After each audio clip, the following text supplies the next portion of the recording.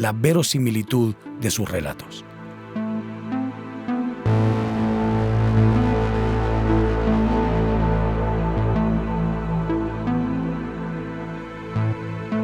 El señor Orellana es un comerciante de la zona norte de San Salvador que durante casi 2 décadas fue víctima de las pandillas. En el año 2015, una empresa distribuidora de alimentos lo despidió y para enfrentar a su desempleo, montó un pequeño negocio de reciclaje. Con el nacimiento de su empresa, comenzaron los problemas con las pandillas. El señor Orellana vivía en una colonia controlada por el Barrio 18 y su negocio operaba en un territorio controlado por la Mara Salvatrucha. Ambas pandillas exigían el pago de la renta al comerciante. Fue su esposa quien contó a El Faro la historia. Es ella quien da este testimonio. Él está preso. El señor Orellana se negó a pagar la renta y creyó que el problema se solucionaba contratando el servicio de vigilancia privada. En julio de 2012, la pandilla respondió con el asesinato de Carlos R., de 70 años, un anciano que vigilaba el negocio. Tras este homicidio y ante nuevas exigencias para el pago de la renta, 2 familiares del señor Orellana emigraron hacia Estados Unidos y solicitaron asilo político. En febrero de 2017, esos familiares recibieron asilo político en Estados Unidos por ser víctimas de las pandillas, según documentos en poder del Faro. El señor Orellana no abandonó el país. Él denunció el caso de extorsión en la fiscalía, siguió trabajando y, según su esposa, negándose siempre a pagar la renta que le exigían las pandillas. Pese a los documentos fiscales que confirman que durante años fue víctima de las pandillas, el 4 de diciembre de 2023, a 19 meses de iniciado el régimen de excepción, la policía lo capturó por el delito de agrupaciones ilícitas. La familia presentó un legajo de documentos para demostrar que la empresa del señor Orellana factura más de $1 millón al año, que tiene estabilidad económica. La familia documentó las responsabilidades del señor Orellana con sus 3 hijas y también las amenazas y ataques que recibieron por parte de las pandillas. Un juez contra el crimen organizado de San Salvador ordenó su libertad inmediata en la primera audiencia, realizada 10 días después de su detención, pero Centros Penales no cumplió con la orden. Un mes después, en enero de 2024, el señor Orellana fue recapturado por agrupaciones ilícitas en el penal de Izalco, en Sonsonate. La fiscalía lo acusó de un nuevo delito ante otro juez contra el crimen organizado de San Salvador. Sin embargo, la familia logró, por medio de unos abogados, acumular el proceso al juzgado que le concedió la orden de libertad en diciembre del año pasado. La familia denuncia que el comerciante es víctima de una doble persecución, ser acusado 2 veces del mismo delito por los mismos hechos, algo que prohíbe la Constitución salvadoreña. El juez aún no resuelve el caso y el señor Orellana continúa detenido. La esposa del señor Orellana narra a continuación su calvario y el que antes padecieron a manos de los pandilleros. El 4 de diciembre del año pasado, fue un lunes a las 5 de la mañana, pues nosotros estábamos acostados cuando llegaron a tocarnos la puerta 2 policías y un detective, o sea, iba de particular. Entonces nos llegaron a tocar y nos preguntaron si el vehículo que estaba parqueado afuera era de nosotros y mi esposo les dijo que sí, o sea, mi esposo ha salido en toalla así. Entonces, y él le dijo de que sí, y entonces dijeron de que había un problema con el vehículo. Les preguntamos qué problema, ¿verdad?, había con el vehículo, entonces, y nos dijeron que había habido como que un accidente de tránsito y lo habían reportado y que las características coincidían con el carro de nosotros. Entonces mi esposo les dijo, pues aquí están los papeles, aquí no sé qué necesitan, no necesitamos que nos acompañen. Entonces mi esposo les dijo, déjenme ir adentro, yo me cambio. No, traiga la ropa y que se cambie acá afuera. Entonces desde ahí, o sea, nos dio como una sensación extraña, ¿verdad? Bueno, al final él se puso su calzoneta ahí, su short y su camisa, y ya alrededor quizás antes, como a las 5:30 lo sacan. Yo, como era problema del vehículo, yo empecé él se va con los policías, yo me quedo en la casa buscando la compraventa, todas las cosas del vehículo, Y cuando yo vengo aquí a la delegación donde él me dijo que lo tenían, o sea, ya lo tenían esposado y le habían dicho que quedaba detenido por asociación, o sea, lo sacaron con engaños de la casa. Bueno, entonces yo le hablo a mis abogados, o sea, a familiares y amigos de nosotros que los conocemos desde siempre. Entonces él me dijo, yo no estoy tomando casos de régimen, me dijo, pero por ser él, o sea, vamos a hacer todo lo posible. Hicimos todos los arraigos, o sea, nosotros llevábamos una pila así, intentamos ir aquí donde lo tenían en Bartolina, a que él firmara un poder administrativo para que yo pudiera seguir trabajando. No nos dejaron.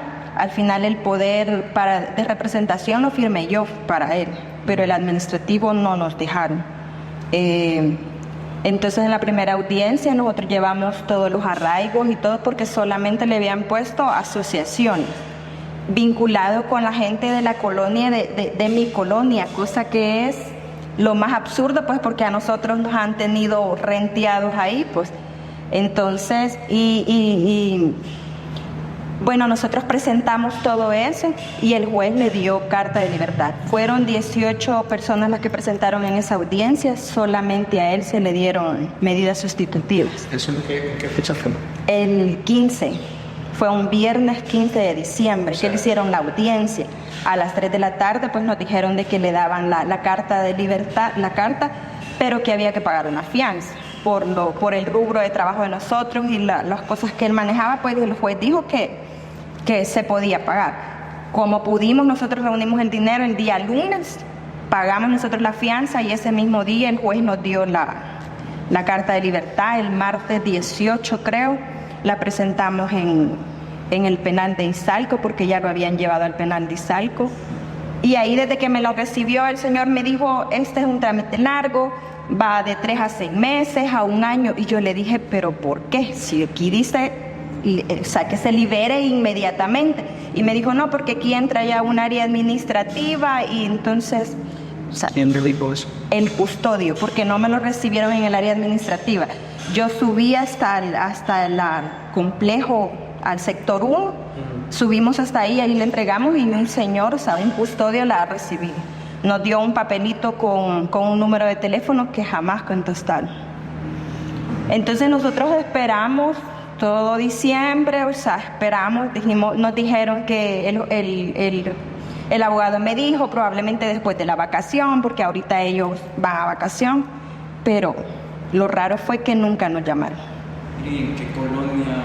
De ahí, en fecha 15 de enero, nosotros presentamos un escrito pidiendo, se le solicita informe a la brevedad posible al juzgado, pues porque no lo habían liberado ya del 15 de enero. O sea, como un mes después. Un mes después.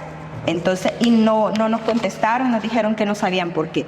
Luego nosotros nos dimos cuenta que justamente este 15 de enero, que no sé si mayo, no me recuerdo, fue el día que anduvieron con helicópteros haciendo un gran show, que hubieron requisas masivas en los penales. Supuestamente ese día él venía para afuera. Él venía para afuera y ya no lo sacaron, o sea, ahí mismo le dijeron que quedaba detenido. Siempre, o sea, en la acusación que ellos ponen dicen que él iba caminando afuera en la calle, afuera de ese penal, y que una patrulla lo vio, lo detuvo, le pidió su DUI, dicen, y el DUI yo lo tengo. Entonces pasó el tiempo y nosotros ya hasta en el mes de abril, desesperados porque no sabíamos nada, nos damos cuenta que había este segundo caso y nosotros nunca supimos. Se le hizo audiencia. Si nosotros hubiéramos sabido, pues en esa audiencia nosotros hubiéramos peleado una doble persecución y tal vez hubiéramos podido detener la libertad porque hay una fianza.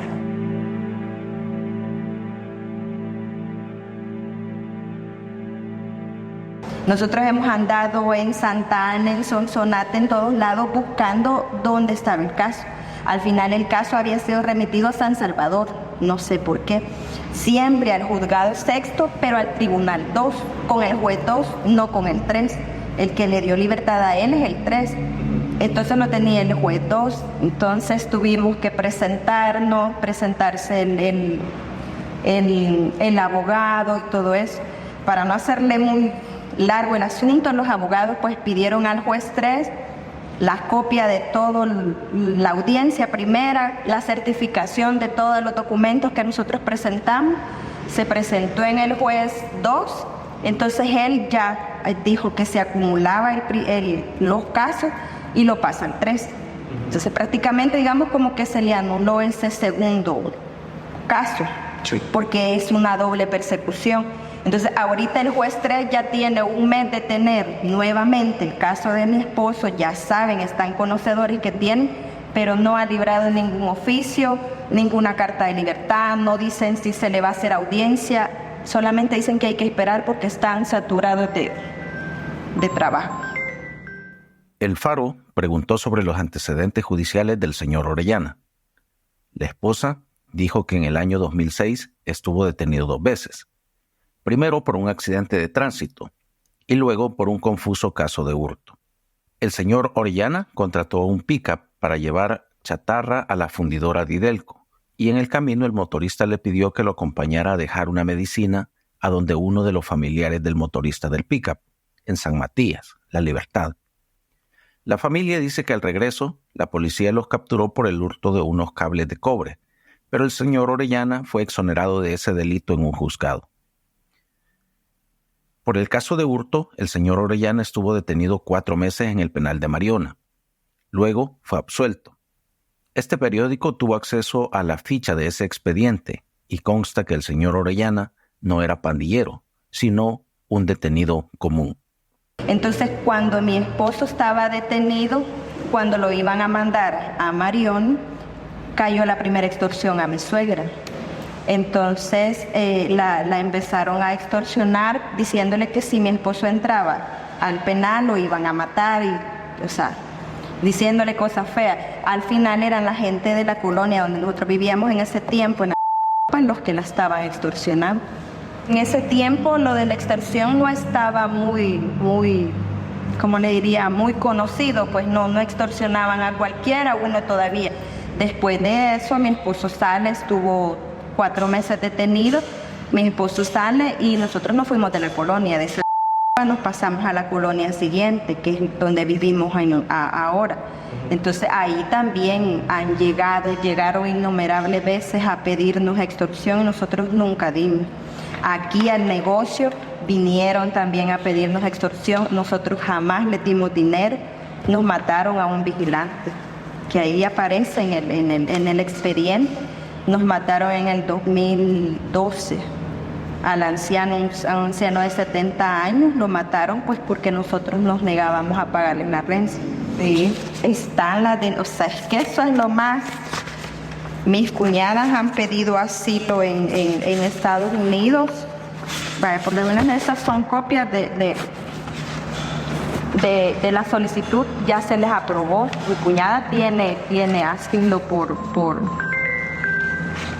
esta es parte de la documentación que ella presentó. Aquí el único que se quedó, digamos, de la familia de él, solamente es mi esposo y la mamá.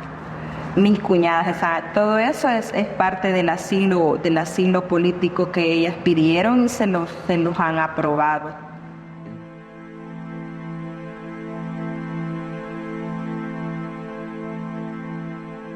Es algo bien curioso. Nosotros ahí en nuestra colonia, ahí siempre lo manejó la pandilla 18. Acá, a quien usted le pregunte a la policía, ese siempre fue territorio de la MS. Entonces nosotros, y siempre hemos trabajado porque nosotros nunca tuvimos vínculo con ninguno de ellos. Entonces, imagínense que nosotros de estar acá tenemos desde el 2011. ¿Cómo es posible que si mi esposo tuviera un vínculo con pandillero, nosotros hubiéramos tenido tanto tiempo de estar aquí trabajando? Sí nos han molestado, ¿verdad? Pero tampoco la policía aquí estaba cerca. Aquí nada menos, en esta calle para abajo, vivió un señor que también ustedes lo hicieron un reportaje de él, de un señor que era policía, que mataron a la esposa y a la hija. Es en esta calle por abajo. Así de peligroso era este lugar. Entonces nosotros hemos sobrevivido pues porque nos encerrábamos cuando veíamos personas raras, cuando venían a decirnos de renta, nosotros Ahorita sí estamos a la espera de que nos solucionen algo, porque realmente yo no he querido hacer el caso público de mi esposo por la familia y también por miedo, pues porque digo yo, si le han podido hacer algo a él y, o sea, si me llevan a mí, o sea, si la familia de él casi toda está fuera del país, la mía también, o sea, y me llevan a mí, ¿qué va a ser de mis hijas?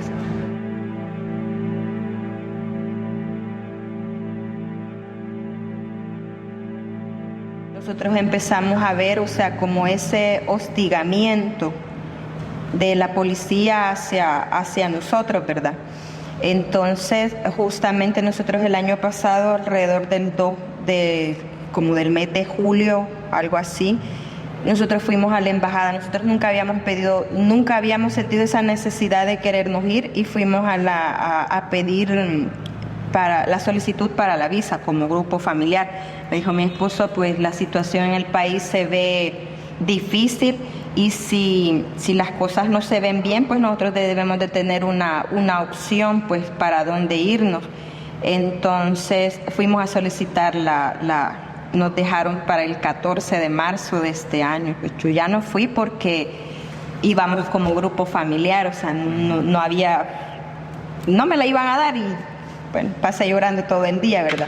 Entonces, incluso ahí nos dijeron a nosotros de que era bien difícil que me la dieran, no porque no pudiéramos sustentar los gastos, sino porque nunca habíamos salido del país, no nos queda tiempo. Nosotros no nos queda tiempo. Nos dijeron que saliéramos a otro lado y que vieran que nosotros teníamos la capacidad económica de ir a otro lado. Salí con mi suegra fuera del país, o sea, para tratar de sustentar cuando fuéramos a pedir la visa, ¿verdad? Sí. Incluso mi esposo me dijo, porque fuimos a Italia con mi suegra y mis hijas, y me decía mi esposo, o sea, mira cómo se ve el ambiente, si nosotros podemos vivir, o sea, ver opciones, porque nosotros sentíamos el hostigamiento de la policía, o sea, venían, nosotros bien sabíamos cuando venían detectives a veces a comprar aquí una gaseosa, o sea, nosotros sentíamos como que algo, pero como que alguien, no sé, conocido. Yo quiero pensar pues que la policía no tiene nada con nosotros, pagamos nuestros impuestos, trabajamos de la mejor manera posible, o sea, aquí todo el mundo nos ha visto trabajando. En estos 20 años nos han visto trabajando, o sea, nuestra empresa no es una empresa fantasma, este predio siempre ha estado así. Nosotros, o sea, más de lo que hemos trabajado no se puede. Si otras personas tal vez llevan el mismo tiempo trabajando y tal vez no han logrado, digamos, crecer, pues porque han hecho las cosas diferentes, pues. Pero nosotros, o sea, llevamos 20 años trabajando, pues, comiendo de esto y hemos vivido, hemos sacado a nuestras hijas adelante y aquí estamos, pues, pero trabajando de la mejor manera.